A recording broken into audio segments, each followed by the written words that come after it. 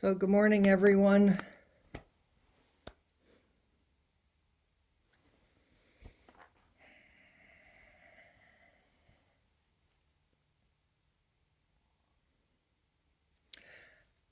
We've been practicing in our weekly Sangha with the question of what is living by vow. We're going to continue with that today.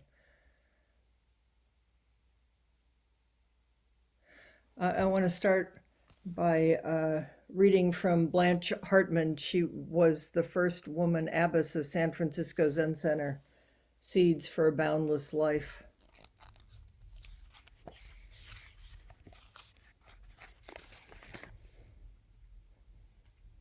From a little chapter called Good Evening, Bodhisattvas, but we'll change it a little to Good Morning, Bodhisattvas. The Dalai Lama's Bodhisattva vow is, every day, think as you wake up. Today I am fortunate to have woken up. Today I am fortunate to have woken up. I am alive. I have a precious human life. I am not going to waste it. I'm going to use my energies to develop myself, to expand my heart out to others, to achieve enlightenment for the benefit of all beings. I am going to have kind thoughts towards others. I am not going to get angry or think badly of others. I am going to benefit others as much as I can. This is our essential vow as bodhisattvas. And of course, you are all bodhisattvas.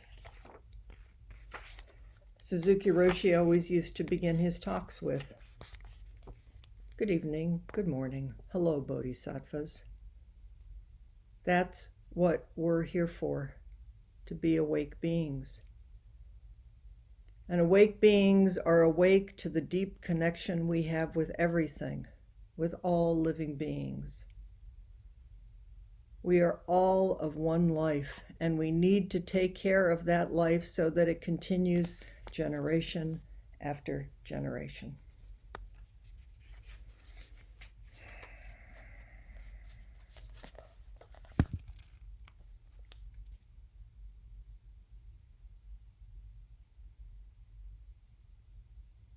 I'm going to have kind thoughts towards others. I'm not going to get angry or think badly of others. I'm going to benefit others as much as I can. We are here to take care of the world and each other.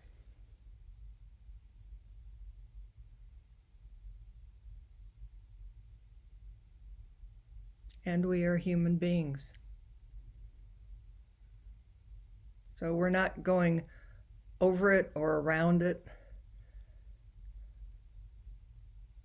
We're becoming more and more intimate with this being human.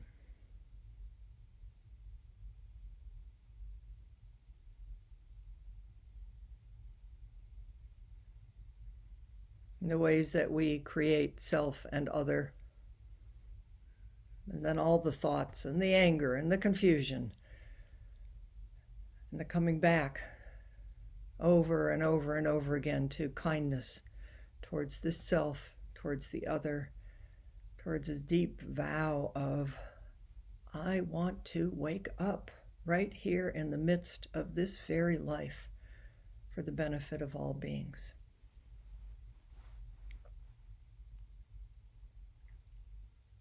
So today, one of the wonderful things about doing an all-day sitting together, I also wanted to acknowledge and thank Debbie Papazian, who's the Eno, and because I didn't say in the beginning, if anything comes up in the course of this sitting, you could chat Debbie Papazian, because she's the one that's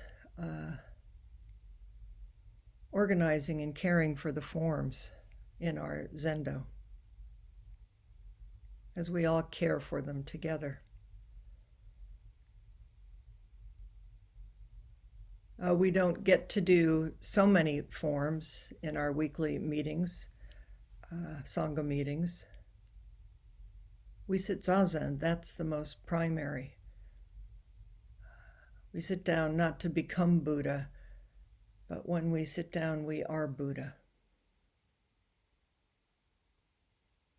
And we bow to our cushion, we bow to the screen, we bow to the world. But today we'll also get to do some services, and we'll get to practice chanting. So what I wanted to bring forward today, how much these Zen forms are Bodhisattva practice. Some people like lots of things about Zen, but they don't necessarily think, like, what are those forms that you're all doing?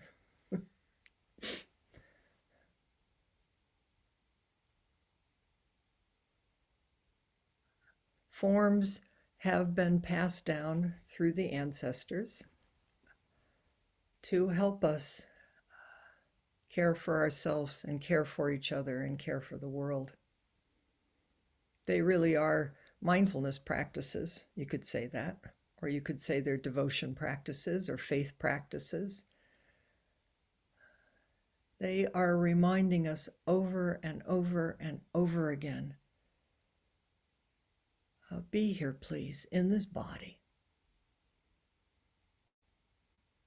Not Zen and practice and saving all beings as some great elaborate thought process that then we set ourselves up against and then can't figure out why there are still suffering beings, including ourselves. These forms help us be here and to be here together. It's an interesting thing, this Zoom format.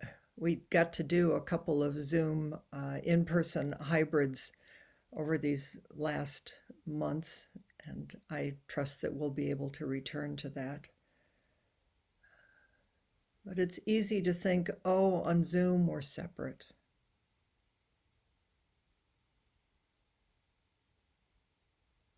It's easy to think when I'm walking around in my own little mind loop, oh, I'm separate over here and everything else is out there. You know, we do that in 100 million different ways.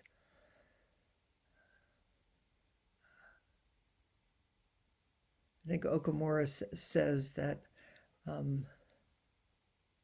living by vow transforms living by karma. It's like, what are we really doing here? How do we really be here? How do we keep cultivating right in the midst of this fall down, get up life?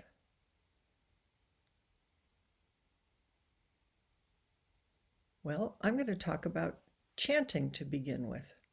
You may think you're chanting alone in your home when we chant. We're going to do some chanting during service, and we just did some chanting, the before lecture chant, which I also want to talk about. These are all, we're using Shohaku Okamura's Living by Vow as a wonderful reference ground point in all of this.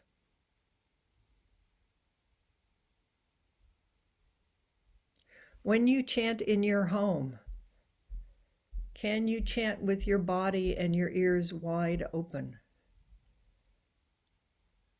so that you are chanting with the kokyo, the person who is chanting, but that person is chanting with the whole world, and so are you. Can you hear the sounds of the world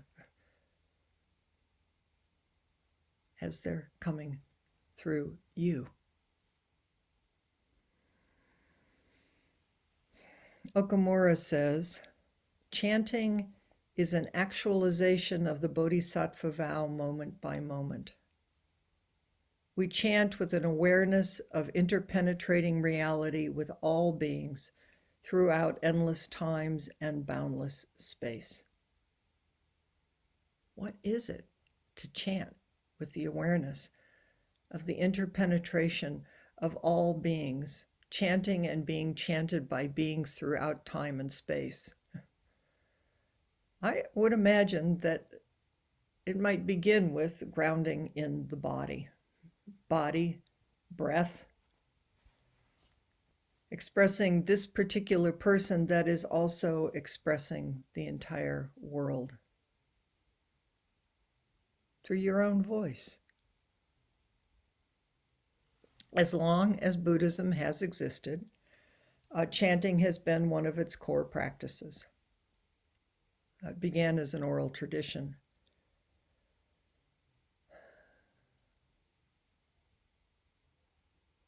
Some traditions, Buddhist traditions, Pure Land, Nichiren, chanting is the primary expression of their commitment and their vow. In some schools of Buddhism, Pali is still chanted. Going into a temple in Burma, Myanmar, Sri Lanka, there is Pali chanting happening everywhere. If you were a layperson and you lived in those countries, and of course a monk, you would know it in your cells. If you go to Bodh Gaya, one of the things I most remember is at dawn and at dusk, the Pali Refuges, which we'll do at the end today. The Pali Refuges. These chants begin to permeate your cells. They quicken and increase the space in our dense cellular matter of, well, it's just me. Yeah, it's just me and it's just you. And something else is happening when we chant and when we bow and when we sit.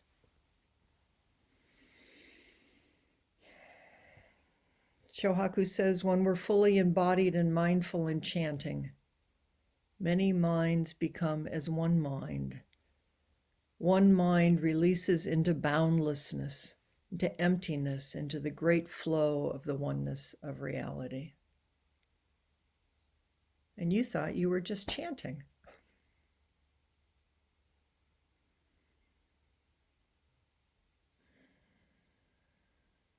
So it's primarily a breath practice, a couple pointers.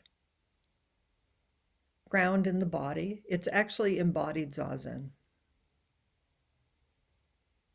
When you chant, you want to, if you're standing, feel your feet on the ground. If you're sitting, feel yourself grounded, stable. And the chanting is coming from the belly, from the hara. It's like breathe down, let the air enter, and then let it come out. Breathing in and out. So you aren't so much chanting with your mouth or up here. You're chanting with your whole body. It's a really beautiful practice.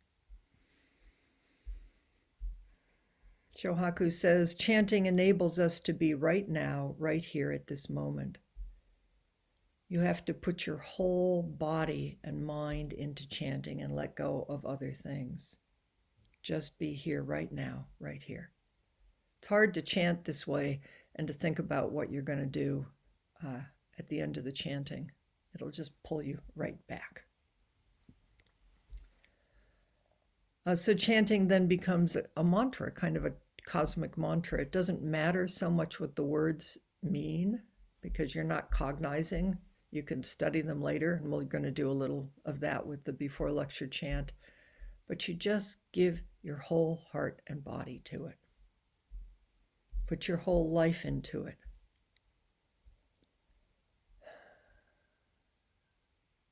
Because our existence is impermanent and each moment is precious, we should devote our entire being to each opportunity to chant and to each and every syllable. So when you chant, be aware of, usually we like to, in the West, we chant in sentences and blah, blah, blah, blah, blah, period. Blah, blah, blah, blah, blah. Chanting is a beautiful flow. Find out where your breath takes you to the end of, and it won't necessarily be a period. So we're all going on and coming and going and stopping, and it's arising, and give yourself to the chant and see where the beginnings and endings are. Whether we're physically in a group or alone, each time we chant, all beings, everywhere, past, present, and future, blend, dissolve, and become as one with us in the great journey of boundless compassion. So how amazing that chanting could be saving all beings. Of course, there are 100 million other ways, and you might want to go out and feed the homeless or help people get vaccinated or whatever. Is like Debbie goes and helps homeless dogs find homes, or there's so many different ways to do this. But don't think that these forms aren't also saving all beings. We're practicing being here with our whole heart and body. So I wanted to share with you Thich Nhat Hanh. This is their chanting book. Thich Nhat Hanh chants a lot. So I looked to what he had to say in Chanting from the Heart, Buddhist Ceremonies and Daily Practices. Here's a little bit about what he has to say about chanting. When we chant from the heart. We are not performing either for a deity or for anyone else. We are not just carrying out a ritual, our mouths going through the motions while our minds are somewhere else. These words and music have been composed to serve as Dharma instruments, helping us to come back to the deepest place in ourselves, the place where we are most awake and alive. Chanting is often the most direct and immediate way to reconnect us with these places. We should not pay too much attention to technique. What's important is to generate the energy of mindfulness and compassion so that the collective energy is capable of healing us right during the time of chanting. Let us give ourselves over to the Buddha inside of us, not holding anything back. Let us surrender all notions of ourselves and others, our projects and agendas, and put our entire being into our chanting and daily practice. Every time we do this, we taste a joy as sweet and clear as the purest spring water and as boundless as the great blue sky.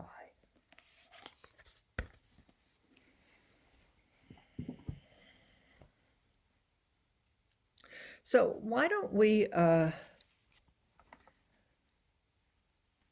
say the before lecture chant. I'm sorry I didn't prepare this to have it put up on the screen.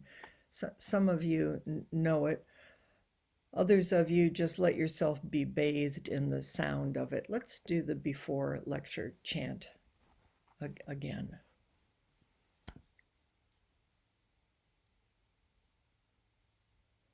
An unsurpassed, penetrating, and perfect Dharma is rarely met with even in 100,000 million kalpas.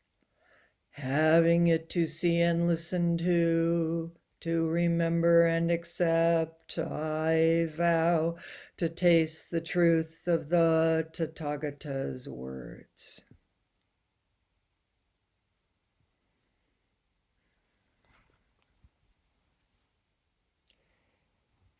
Here's a more literal Japanese translation from the Japanese.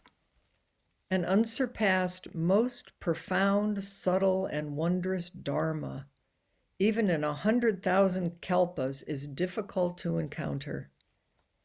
I now see and listen, and I am able to accept and uphold it. And I vow to understand the true meaning of the Tathagata. These simple little gathas. So I'm going to unpack it just a little bit. We just say these words, and these words just hold the whole world and the heart of the teaching. In some ways, I suppose, I mean, a Dharma talk is just me doing the best I can to express the Dharma and you being there to receive it as best you can, and there's a mutuality in it. But we could probably just as easily for today, we could just keep chanting the before lecture chant over and over again for the next 30 minutes, and we probably might be enlightened by the end of it. Who knows? But I'm going to go ahead and risk trying to say some things. Let me first of all, Thich Nhat Hanh's translation of this in his chant book is, "The Dharma is deep and lovely." The Dharma is deep and lovely. And we now have a chance to see, study, and practice it. And we vow to realize its true meaning. The Dharma is deep and lovely. And we now have a chance to see, study, and practice it. We vow to realize its true meaning. So we just did it again. We vowed. This is all about vow. We vow to listen, to understand, digest, realize, apply the teachings, to live it.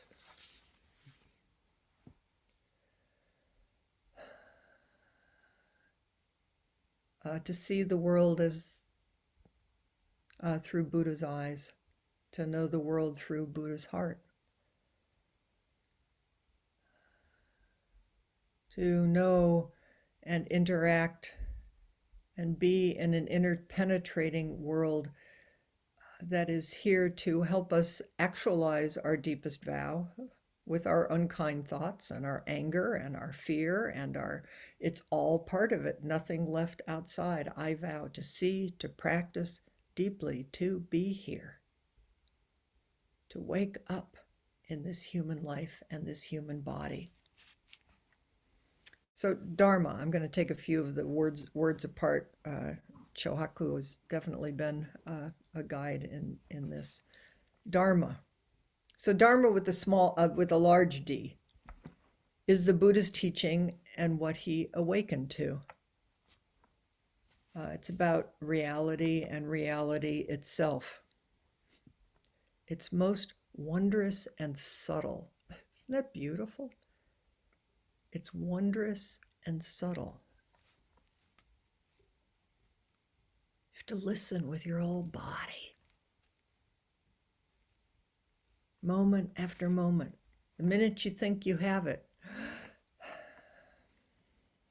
don't miss how wondrous and subtle it is. Keep listening. Chohaku says, highest is to go up to, which is wisdom, to see reality with wisdom, to see emptiness and inner penetration, that you couldn't be alone and separate if you tried to, that any idea of you or a thing is just some idea. And the deepest truth implies going down, which is compassion, to using skillful means, to waking up to compassion, to, as the Dalai Lama says, I wake up every day. It makes me want to say his vow again if I can find it.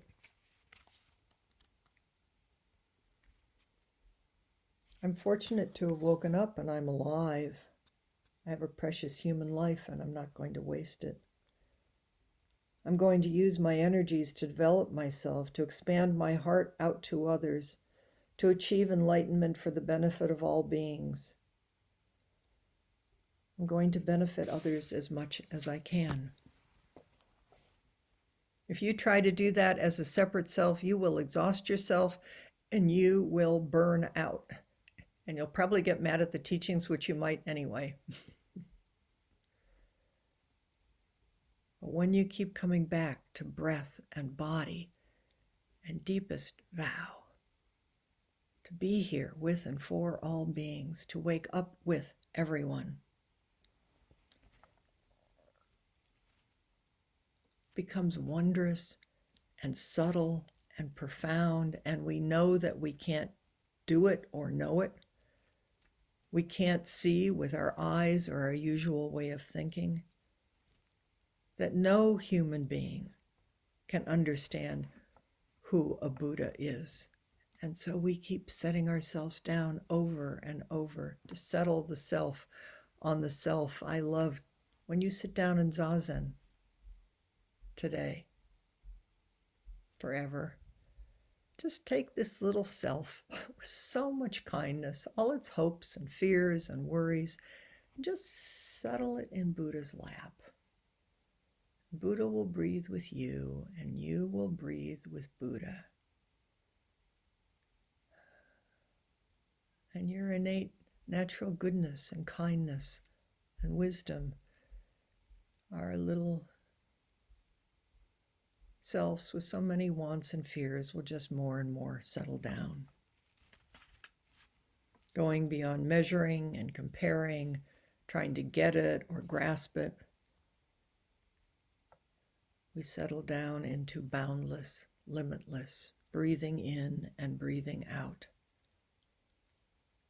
Beyond limits, continuous practice. And you know how long we do this for? And you know how long it's been being done for? And that nothing's have been done? Kalpas, 100 million thousand kalpas.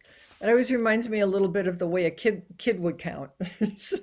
It's like 100 million thousand kalpas is like, is that a joke, or what are you talking about, or how do you even begin to express something so big? So this is the way a kalpa is described. It's a unit of time. It's defined as like a storehouse with the capacity of 10 cubic miles filled with poppy seeds. You got it? Are you enjoying yourselves? Is your mind being blown and expanded beyond a storehouse with a capacity of 10 cubic miles filled with poppy seeds? And once every century, someone removes a single poppy seed.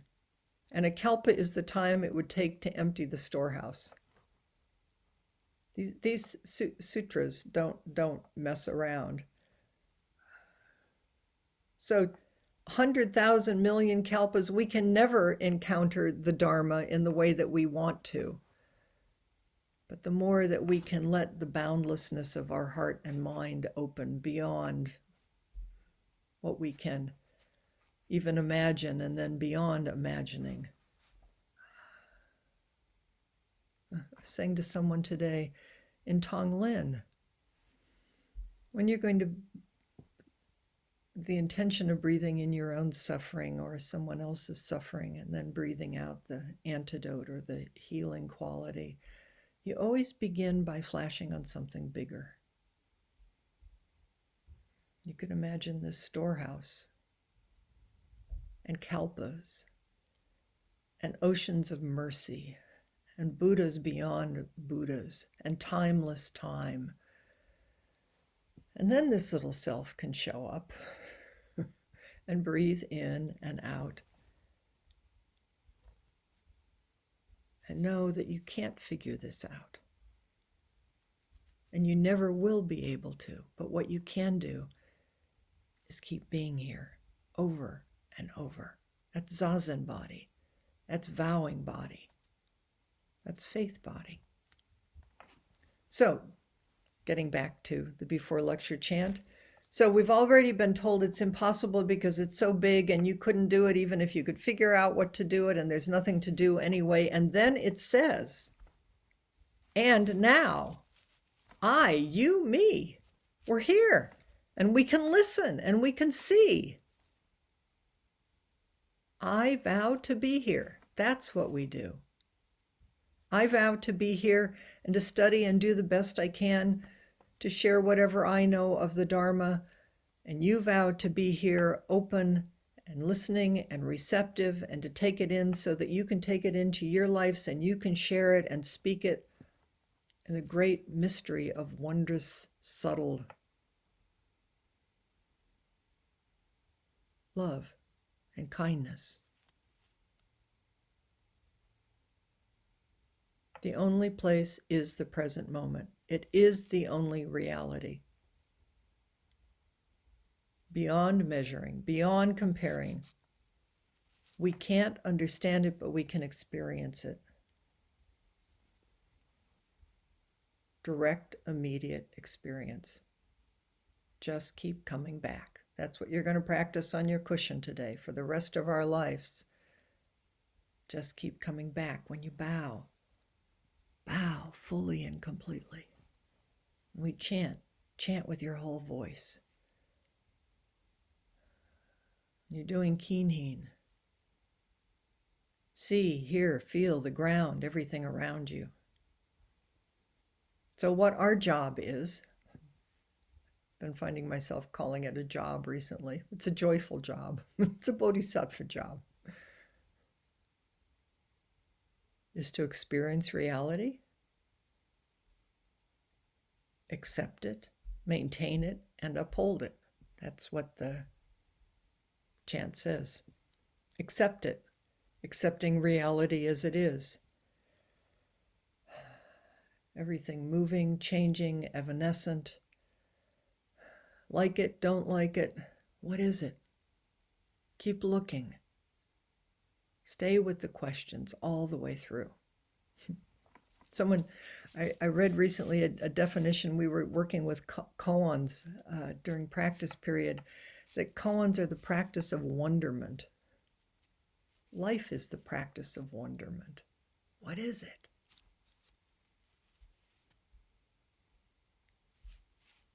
Maintain this practice of wonderment, of Buddhas, skin, bones, flesh, and marrow. Use it, be used by it, be used up by it. Live it. There's no truth outside of reality or ourselves. We can't live outside of reality. I don't know that you'd want to, but I think we try to all the time. We think if we can get outside of it, we could tinker with it and make it cooperate with our agendas.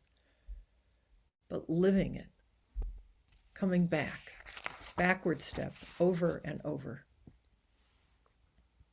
Everything we do in our daily life is a manifestation of this boundless Dharma. And then we uphold it. It needs to be manifested and lived through our small, limited, impermanent body and heart and mind. Precepts, study the precepts. If you think the precepts are conventional wisdom and right and wrong, you will set yourself and the whole world up against everything. To really know and love the precepts, to live it. It is this swinging gate, the absolute and the relative. It is always subtle and wondrous and mysterious. And you have to listen and show up. Love, how do we manifest love? I don't know. But I know that's what my heart wants.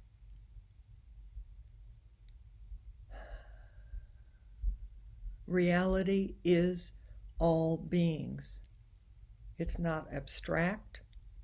It's the reality of all phenomenal things, including ourselves and the uniqueness of each being, even the ones we don't like. Not just the ones we think, oh, I think I'd like to be here with and for you, but excuse me, would you please just, I'll include you in my boundless vow when you stop being such a jerk. No, I would never think that way, of course, and neither would you.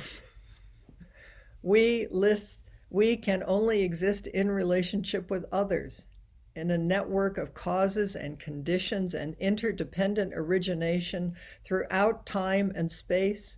And when we pick up one thing, we pick everything up. We want peace in the world. Let's pay attention to how we are as we pick each thing up.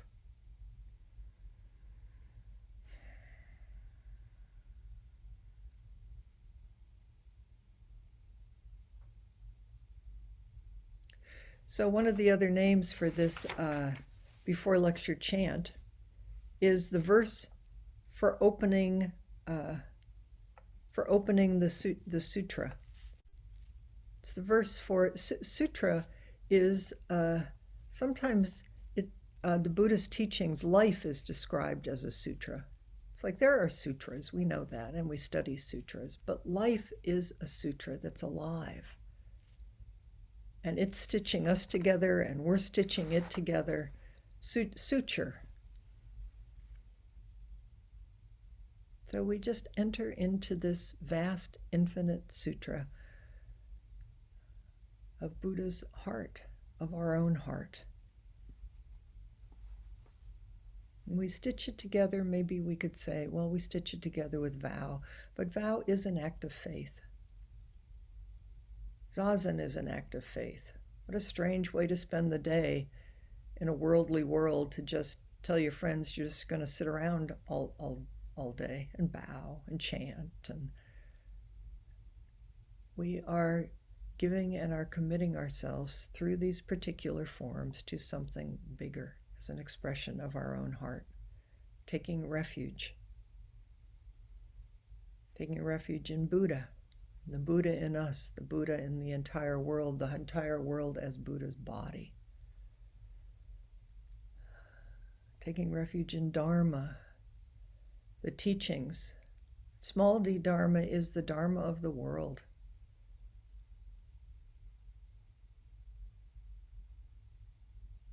It's the light coming in the window. It's what you have for lunch and how you eat it and appreciate it. It's the chants and the service. It's in each small detail. It's subtle and mysterious.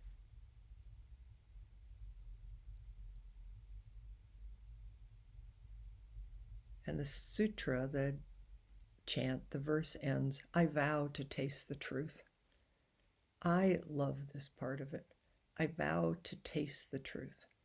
It doesn't say gobble it up. It doesn't say pin it down and carve it up.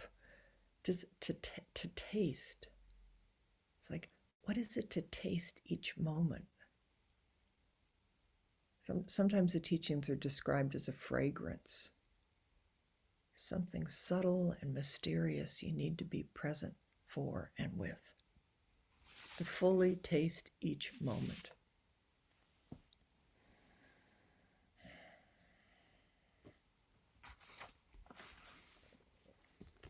So here's what Shohaku says in Living by Vow, the end of his chapter about this beautiful little verse that says something and nothing that we've been saying and will continue to say when we begin to come together for a Dharma talk. But maybe it will perfume and inform and will more and more taste life as it is. The Buddhist teaching is really simple. It is the reality we always experience, not something mysterious or mystical beyond the phenomenal world. It's not something esoteric. And even so, it is difficult to fathom the ways all beings exist in this phenomenal world in which we live. The way we live is actually mysterious. The truth is not hidden, but always here, always manifested. The goal of our practice is not to experience something different from our day-to-day lives. It is to see deep into the reality of each being, including this one. This is really wondrous and difficult to grasp. To appreciate this is to meet with the Dharma, big D, the teachings. When we really see, listen to, accept, and maintain that Dharma, we can't help but vow to understand it more deeply. That's the meaning of the last line of this verse. I vow to understand the true meaning of the Tathagata, of Buddha's way. We vow to deeply understand the Dharmakaya, the vastness, the boundlessness into which we are born. The reality that is itself the Buddha's body in which we live and die together with all beings.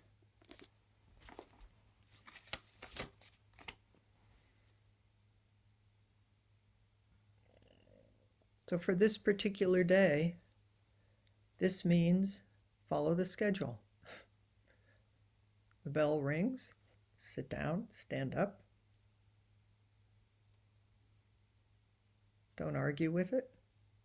If you do argue with it, notice that's okay. Still, the bell rings, sit down, stand up. For service, we'll all bow together. We'll do some more chanting, and we'll practice chanting with our whole bodies and hearts and minds so that we can hear each other, and the Buddhas can all hear us across time and space. And more, our bodies will know what our heart already knows.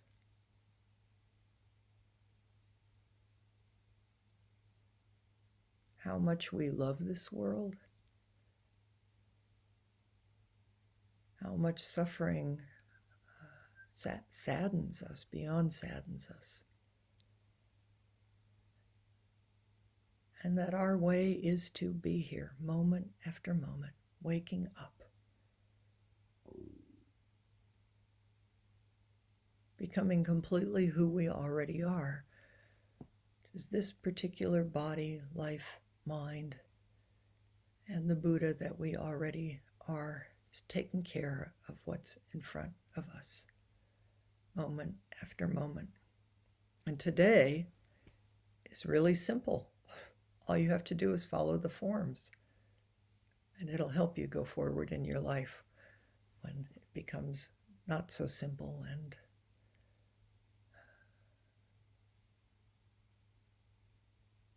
it will help us make good choices to help this world and each one of us live more fully and deeply. So the after lecture chant is the Bodhisattva Vows. Some part of me always chuckles about this because some of you are like me, have internal arguments about whether I really want to do this, or what do I really think about any of this anyway, or that, but we've already done it. We've done it 100 million thousand kalpas across time and space, and we're going to do it again right now. We're going to do the Bodhisattva Vows. So we're already completely goners. So please devote yourself to this day and to your life fully. And we'll do the Bodhisattva Vows. I'll take a minute to rearrange the camera, and then I'll stand up and we'll do 3 bows. And then I think you'll go into outside walking meditation. Please, please, please walk on this earth with care and love. Beings are numberless. I vow to save them. Delusions are inexhaustible. I vow to end them. Dharma gates are boundless. I vow to enter them. Buddha's way is unsurpassable. I vow to become it.